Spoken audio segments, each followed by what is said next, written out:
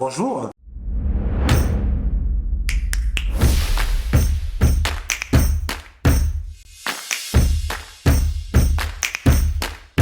C'est une grande fédération qui est constituée d'environ 140 associations locales en France et les territoires d'outre-mer. Nous avons à peu près 140 000 adhérents. C'est la défense du consommateur à tous les niveaux. Ça peut être au niveau de la consommation alimentaire, ça peut être dans les services, par exemple au niveau de la santé et de l'environnement. On s'est rendu compte que les GAFA ont beaucoup de données, récupèrent énormément de données sur les consommateurs.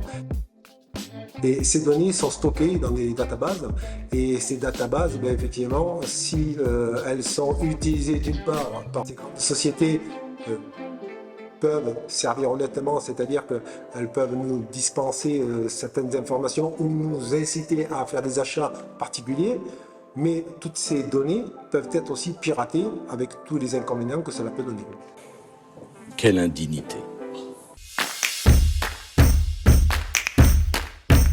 Toutes les informations qui concernent un particulier, ça peut être le nom, prénom, l'adresse, les numéros de téléphone, les numéros de compte. Alors ça peut être des comptes bancaires, ça peut être des comptes liés à une association, ça peut être les informations qui sont liées au passage dans certains lieux. Je vais prendre un exemple. Si vous avez Google sur votre portable, le fait de vous promener va relever toutes les informations de vos passages, c'est-à-dire que vous passez devant tel magasin, Google sait que vous êtes arrêté devant tel magasin pendant un certain temps et connaître l'identité de ce magasin et pouvoir faire des propositions pour ce commerce ou alors vendre les informations à une société.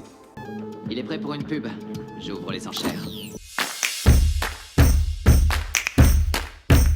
Le consentement, il est tacite, c'est-à-dire que lorsque vous avez envie de faire une commande, je prends le cas sur Amazon, donc vous êtes bien obligé de mettre vos données. La problématique, c'est que ces données, on sait où elles vont, mais on ne sait pas qu'est-ce que la société va en faire.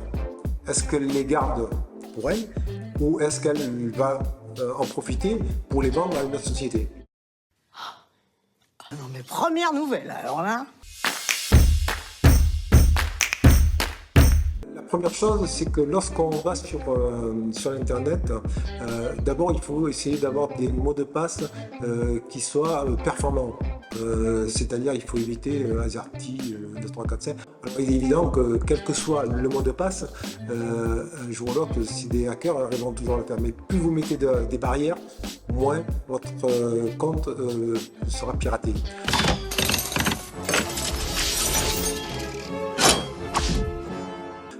Il y a aussi éviter d'aller sur les réseaux sociaux et de mettre n'importe quoi sur les réseaux sociaux.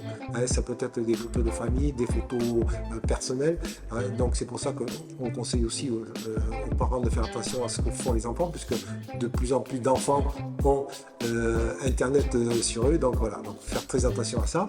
Nous vivons dans un monde où nous sommes tous complètement centrés sur nous-mêmes. Il est facile de perdre de vue le sens des réalités.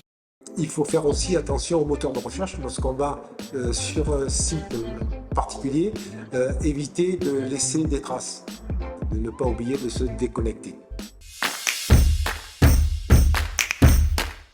C'est un outil qui a été fabriqué par UFC Que Choisir. Cet outil va permettre de constater toutes les informations que la société détient sur vous.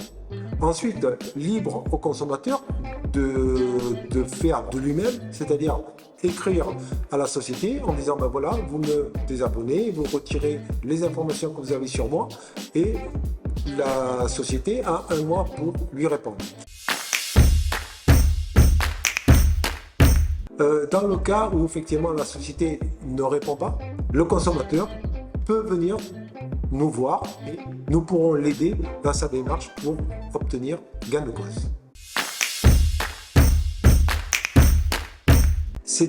C'est un univers où c'est le consommateur qui est responsable et qui n'est pas dirigé. C'est-à-dire que s'il veut aller quelque part, il doit pouvoir le faire. S'il ne veut pas le faire, il faut qu'il puisse ne pas le faire.